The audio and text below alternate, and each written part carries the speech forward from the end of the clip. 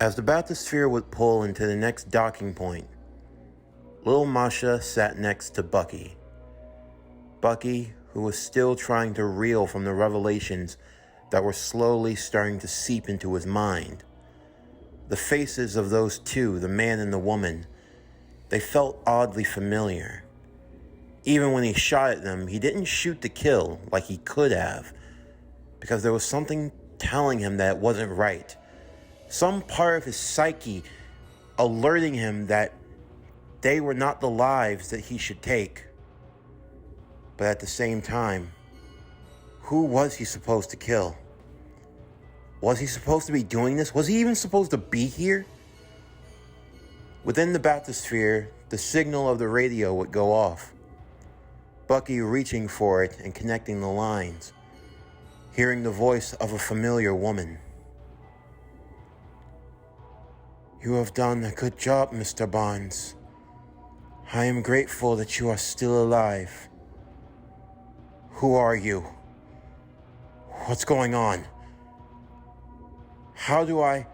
"You have a lot of questions, understandably so. And I promise I will try my best to answer all of them in due time. But for now, I need you to stay focused on the task." "I don't care about your task. I care about the answers. Now I'm not doing a damn thing until..." Longing, rusted, 17, daybreak, furnace, 9, benign, homecoming, 1, freight car. Bucky would then go into a catatonic state, hearing that sequence of words. It was complicated, unrefined, but when dealing with persuasion and when dealing with hypnotic suggestion, it was a process that needed time to develop after all. When this sequence was first put together, it was primitive, based off of the old model of doing things. But since then, it had been better perfected. So much so that now, instead of using almost 10 plus trigger words, now someone could cut it down to around 5 or 3, maybe even 1 if the programming was strong enough. Certain phrases that could easily be put together and said without any rhyme or care. Very easy for suggestion. Maybe something along the phrase of, "Would you kindly?" As Bucky sat there, his eyes being wide and deadshot, the voice on the other end spoke again. "Fulfill your duty. Destroy Hydra.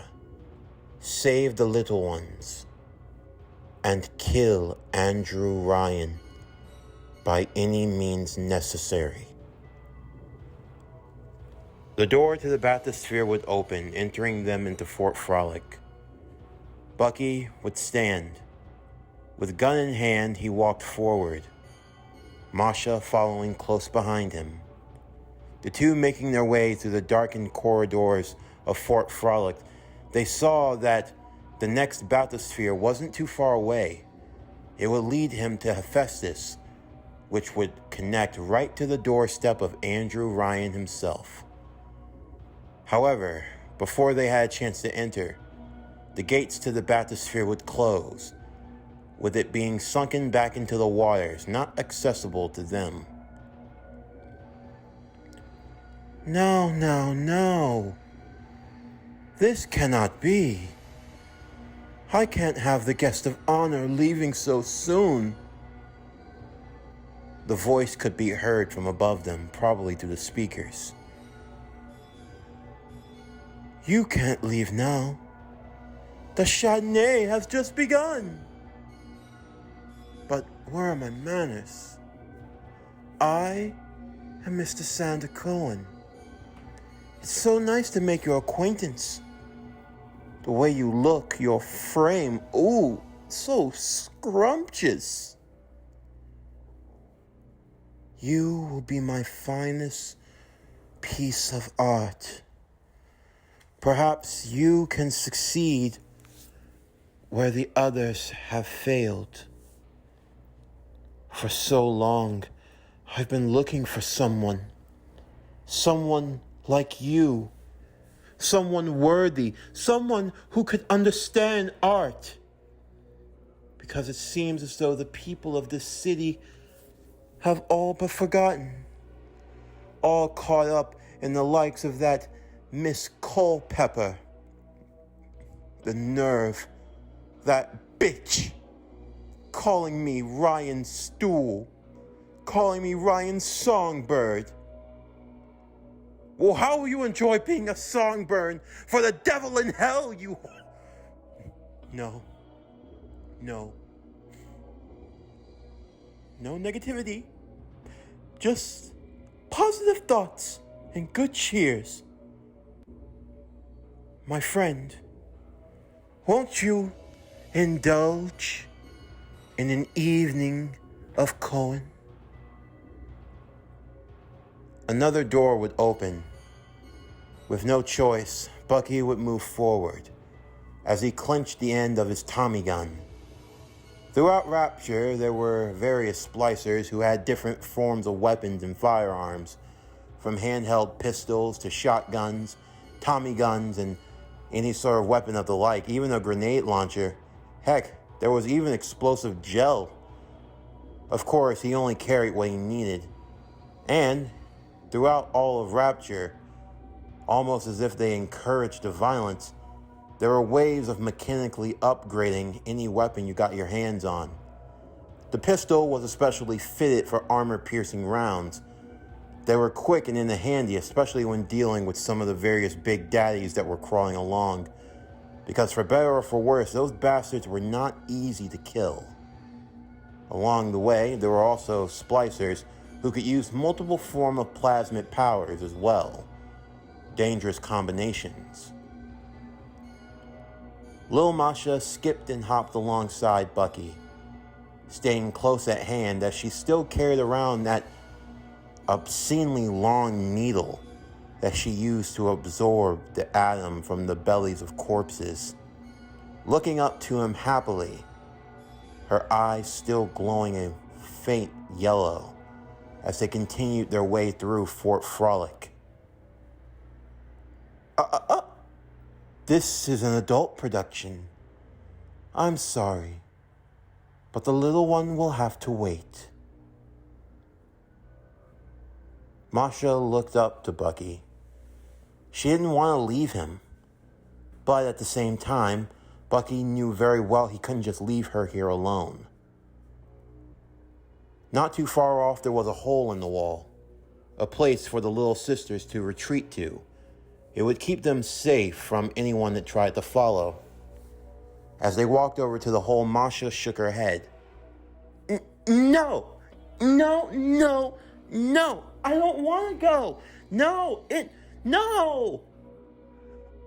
I just need you to stay here for a little while, until I'm done, all right? I promise I'll come back for you. You promise? Bucky would simply nod. The girl accepting his promise, she prepared to climb into the wall itself, to hide away where the little sisters were safe. But she gave him a final hug. Be safe, Daddy, before scampering off. Once she was secure, Bucky would make his way into the main gala. He could hear the sounds of a piano playing. As he made his way through into Fleet Hall, he saw a spotlight, and there, on the stage, a man half encased in wax, playing on the piano. No. I need more oomph, more pizzazz, more enchante. Where's the Gaston? Where's the twinkle? Once again from the top, Fitzpatrick. From the top. I, I'm trying. I'm trying my best, Mr. Cohen. No, Miss Fitzpatrick. No, it's not the time for tears. No! That comes at the crescendo. When the curtains are pulled. When the crowd stands in applause. That is when you may shed your tears, Mr. Fitzpatrick. Now, again. The scared man attempted to play the piano once more. But he had had enough. He couldn't do this anymore. After all the years, all the bodies, all the people, he couldn't. But Mr. Cohen was hard to please and harder to get rid of, but he knew a way. He played the piano notes, moving exactly as Mr. Cohen wanted him to, before hitting the wrong one on purpose. Fitzpatrick, screw you. What was that? You heard me. Screw you, you psychotic son of a bitch. You talk about talent. You wouldn't know talent if it smacked you across the face. But I know you like to get smacked with something else, don't you? It's such a shame when the Neanderthals can't enjoy. Culpepper was better. At least she knew how to carry a tune.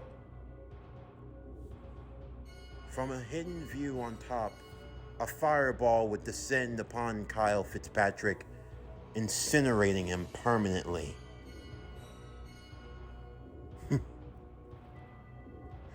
Tell me how she sounds in hell.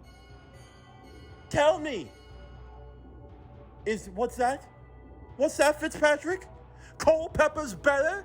Culpepper this, Culpepper that. Well, tell me how the bitch sounds. I'm so sorry you had to see that. That is so unprofessional.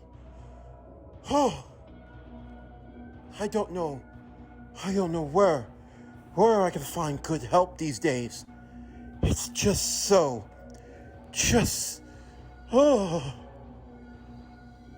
But you, I think there's an opening for you. I'd like to put together a masterpiece. I want my art to live forever. Even in death, I must take pity on Fitzpatrick. I want you to take that camera there and... Wait, no! Why are you smashing my camera? You Neanderthalic! Open the gate to the bathysphere. I need to go to Hephaestus. This is your one and only warning, Bucky said to the man hiding behind the curtains upon high. Either you open the gate or I come up there and I open it by force. You're threatening me.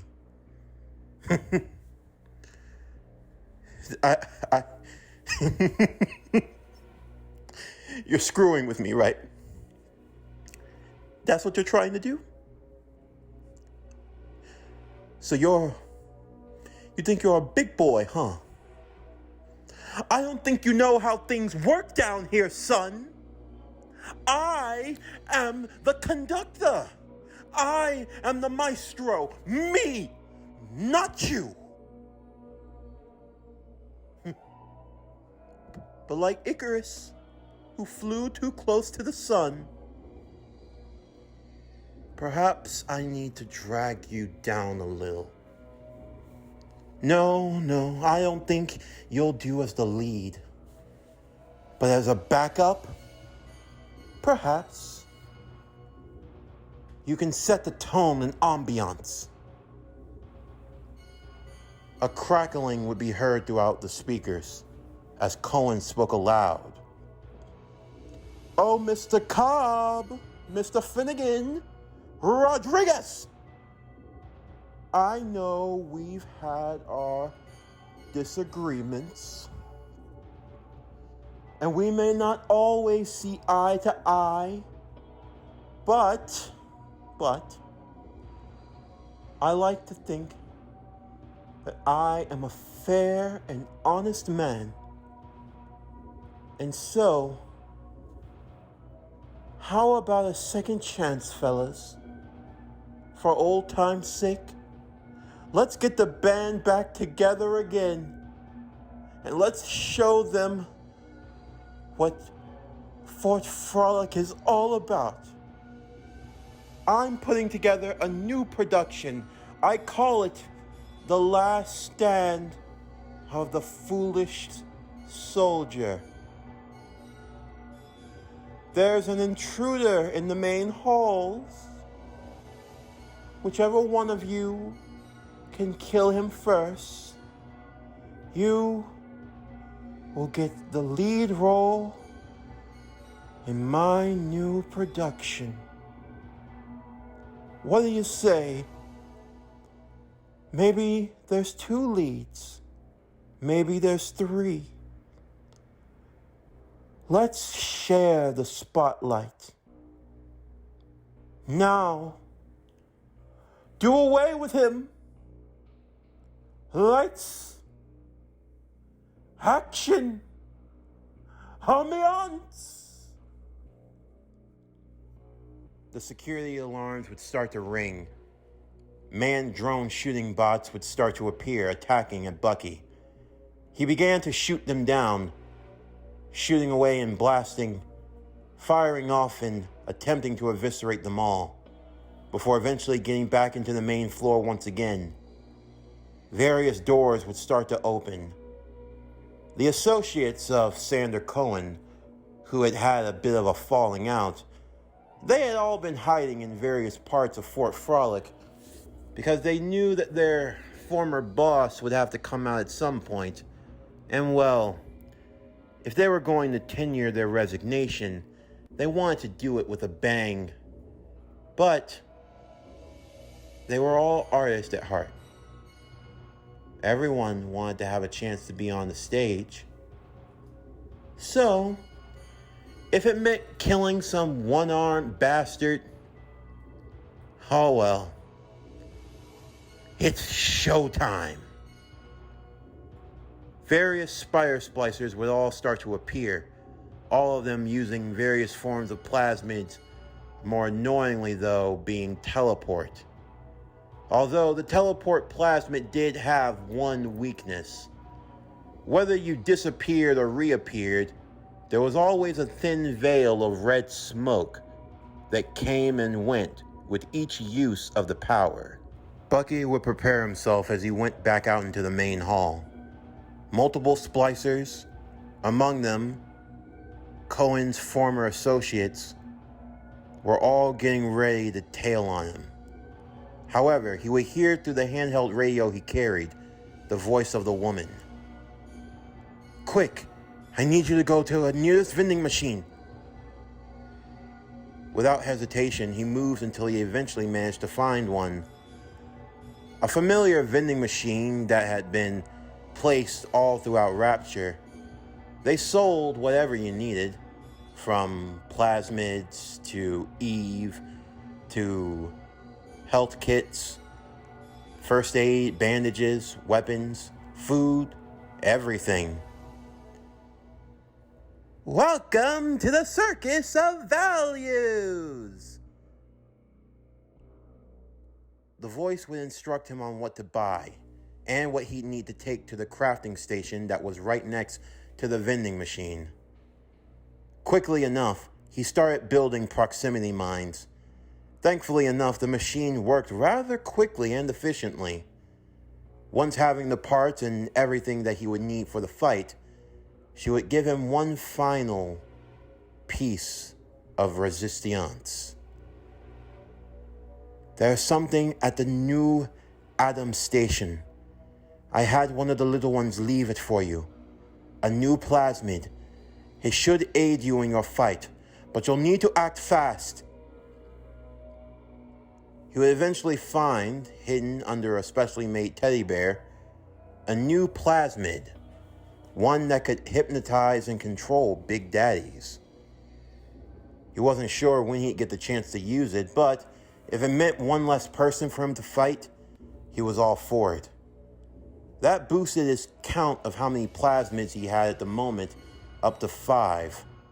Electrobolt, Incinerate, Frost Blast, Big Daddy Hypnotizer, and Security Camera Hack. Or at the very least, it projected a false image to keep the security camera distracted. These plasmids were oddly specific, but in the end, they were still effective enough. It had given Zola the good old slip a few times so far, and he had to recalibrate all of the cameras and the torrent guns to be extra keen whenever they were roving about through Rapture. Before long, all of the enemies would come swarming. Various forms of teleportation, others throwing knives, some shooting, others trying to go in for the kill. Barnes would be in for the fight of his life as he ducked and dodged behind each corner, shooting away at the various forms of splicers who were all coming for him all at once. This way! He went this way! You're not getting away from me! Just who do you think you are, breaking in like a common criminal? We can see you, you know. I was supposed to be beautiful, but look at me. Look at me! The teleporting splicers were difficult enough, but, as said before, you could see when they were coming or going. For Bucky, it was all about making sure to shoot a well-timed shot, shooting in the direction where a puff of smoke was appearing, and just when the splicer was ready to fire, they would be greeted with a bullet to the skull as they went flying limp. Among them that were attacking were 3 of Cohen's individuals: Silas Cobb, Martin Finnegan, and Hector Rodriguez.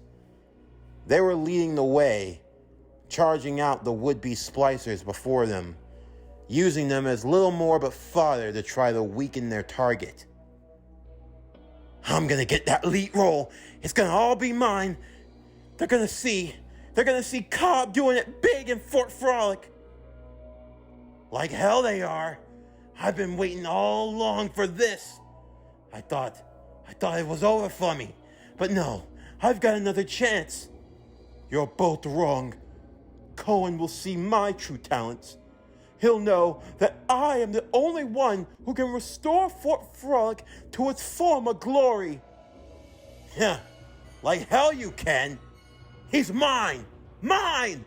I'll get to him first. Even while taking out the splicers, it was still starting to become a bit too overwhelming. One of them would use frost to freeze his legs to the ground, while another one shot at him with electrobolt, a third one using some sort of cyclone power to fly him high into the air before knocking him back down once again. The various forms of plasmids all being used by experts, not just by some run-of-the-mill splicers who were half drugged out of their minds. Even when he tried to shoot at them, they were able to teleport effectively. And on top of that, the flying security bots that were also taking shots at him as well. And it seemed like it was too much all at once. The bullets were starting to run out. He was reduced to using his wrench at this point. He was almost on his last legs.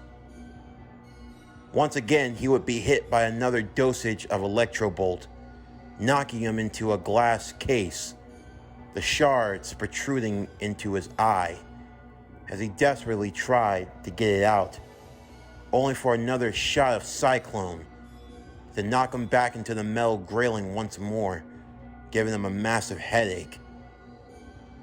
Damn it. We've almost got him. He's down. As the 3 former subordinates of Cohen all surrounded Bucky, ready to deliver the killing blow. Off in the distance, as they could hear the lumbering abouts, they saw turning around the corner a Big Daddy. At first they became fearful, but he didn't have any of the little sisters around him, so he couldn't have been too much of a threat. The momentary distraction was all that he needed. Using the last bit of Eve that he had in his system, he flung what appeared to be a green flesh-like ball that protruded from his forearm, his one human arm that he had left. He flung it directly at the Big Daddy as it splattered onto him like a paintball of sorts. Immediately, its glowing yellow eyes turned to that of green as it went charging directly at the three of them. "Oh shit," one of them said as he attempted to use frost to try to freeze it in place, but it only stopped him momentarily. "Oh shit, I need more Eve! No! No!" Silas Cobb would have a drill spurned right through his chest. Trying to take advantage, Finnegan would try to go in for a strike at the Big Daddy, only for the Big Daddy to grab him by the face before throwing him across the room and taking a proximity mine and flinging it right at him. The mine would blow up in his hands and reduce him to pieces. Finally, the only one left was Rodriguez, and Bucky made sure to take him out last. He never even saw it coming when Bucky reared back his metal arm and shoved it through the back of his skull and out the other end. Just like that, all three of them were gone. The spotlight would then shift to the top of the stairs. Mr. Cohen himself, finally coming out of hiding, looking down at the ravaging and the destruction that had been caused.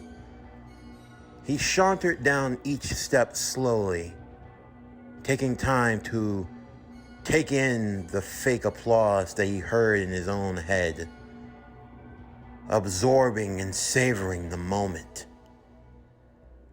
Bucky, however, was tired of this, as he raised his gun and took a shot right at him, only for Cohen to disappear with the teleport plasmid. What ensued next was a game of cat and mouse.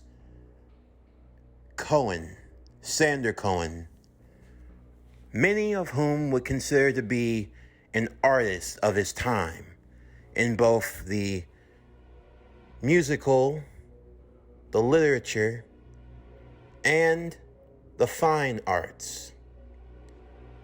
For Mr. Cohen, when he came from New York, he was eccentric. Many believe that his finer days had finally passed him by, but Ryan saw differently. In all truth, Sander Cohen, he was nothing more but a quack.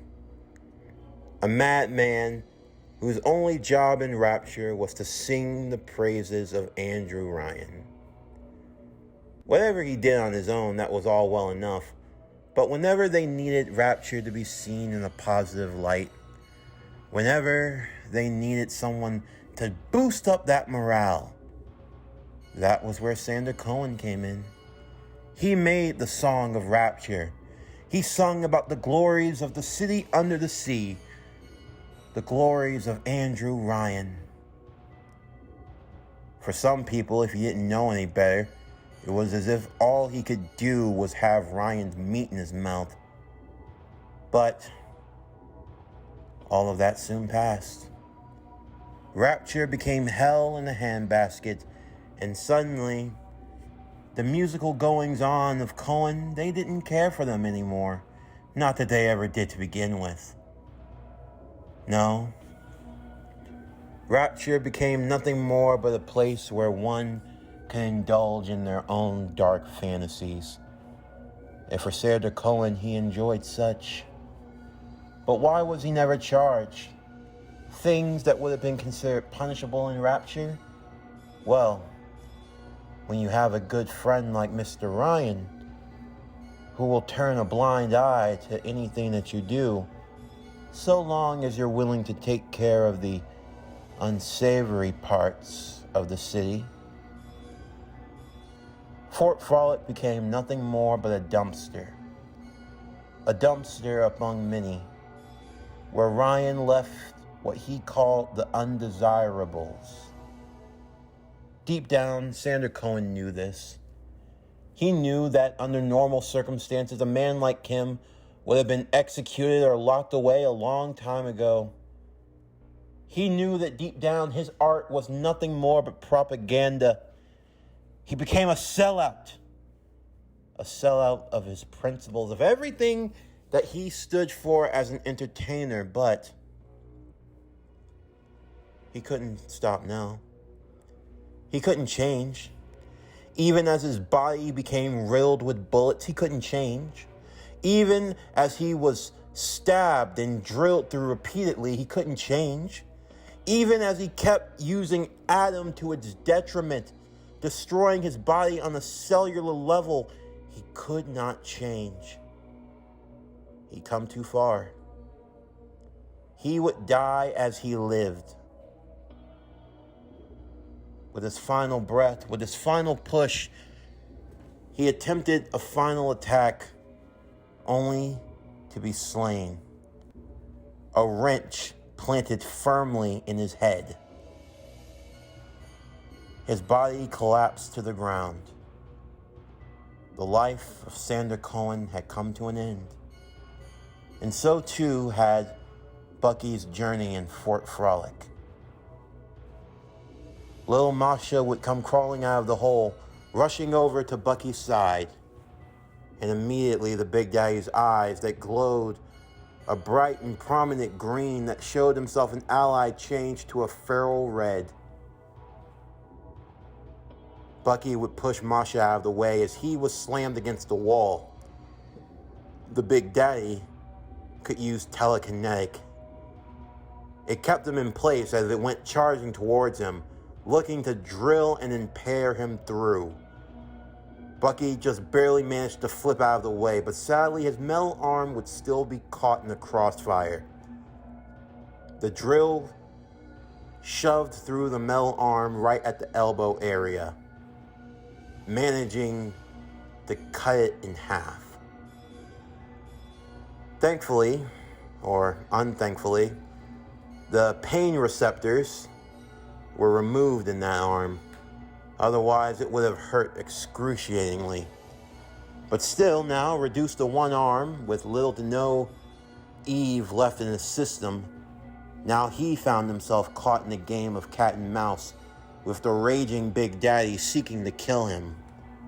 They battled all throughout Fort Frolic, Bucky placing a few key bombs in certain areas to do as much damage as he could, before eventually climbing up the stairway, flipping over at the last second before the Big Daddy could rush right at him as he jumped to his backside, using his one good arm and the wrench in hand. He beat down on the gas chamber that was connected to the back of the Big Daddy, damaging it enough so that its breathing was staggered as it threw him off once again. Looking whole at his inventory, he used the pistol with the armor-piercing rounds, shooting at it directly in the face, blurring its already dimmed vision just enough that it went crashing into the wall. As it tried to pull itself out, Bucky used what strength he had left, shooting as much electrobolt as he could, because thankfully, it was standing in a puddle of water. The Big Daddy would be electrocuted as Bucky poured what little Eve he had left into the attack, frying and singeing it from the inside out, before using his gun, holding it point blank to the back of the Big Daddy's head and pulling the trigger until it was dead. Little Masha would come running towards him to check and make sure he was okay. For now, at least, he was fine, but now he was reduced to just one arm. Wasn't really much else that he could do, but he had to think fast. The Big Daddy, its arm was that of a drill. Finding whatever sharp material that was around him, he severed the drill from the hand of the Big Daddy before finding another vending machine. Thankfully, on the corpses, there were some rapture dollars. Pouring it inside of the machine, he bought some more Eve to help boost himself back up before taking Incinerate. Firing his one good arm on Max, he tried to forcibly weld the drill to his hand. The drill wouldn't work, but still, from where his arm had been severed, it could function as a melee arm of sorts, although now he'd have to try to shoot with one hand. Slinging the Tommy gun onto his back and picking up whatever bullets he could, both Bucky and little Masha made their way to the bathysphere. Their next stop was going to be Hephaestus, that would lead them directly to the office of Andrew Ryan. His mission would soon be complete, and hopefully, the truth would be brought to light.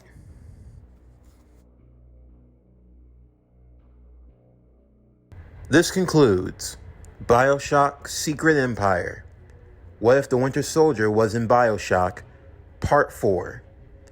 As always, if you enjoyed today's video and everything else that we have to offer, then please don't forget to like, comment, subscribe, share, and hit that bell for post notifications so you can stay up to date on everything that is PowerCore Productions and Podcastings that's to come out now and in the future. Stay tuned tomorrow evening as we'll continue with BioShock Secret Empire. What if the Winter Soldier was in BioShock, Part 5.